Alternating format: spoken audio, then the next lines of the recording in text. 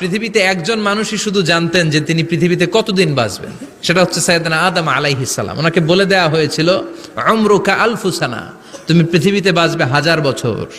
কয় বছর? সাইয়েদনা আদমের সামনে অনেকগুলো রুহু রাখা হলো। সাইয়েদনা আদম বললেন, এরা কারা? আল্লাহ বললেন, এরা হচ্ছে নাসালুক, তোমার বংশধর, পৃথিবীতে তোমার পর এরা পৃথিবীতে আসবে। সাইয়েদনা আদম বললেন, আল্লাহ ওই যে একটা রুহু দেখা যায়, এটার নাম কি?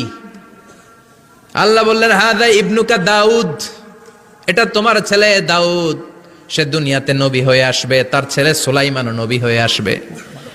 সাইয়েদনা আদম বললেন, মাবুদ, আমার ছেলে দাউদের কত বছর হায়াত আপনি দিয়েছেন? আল্লাহ বললেন, 40 সানা, মাত্র 40 বছর, 4 ইয়ার্স, 40 বছর তোমার ছেলেটা বাঁচবে।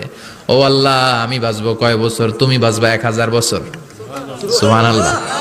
সাইয়েদনা আদম বললেন, মাবুদ, এত ফুটফুটে সুন্দর আমার ছেলে দাউদ মাত্র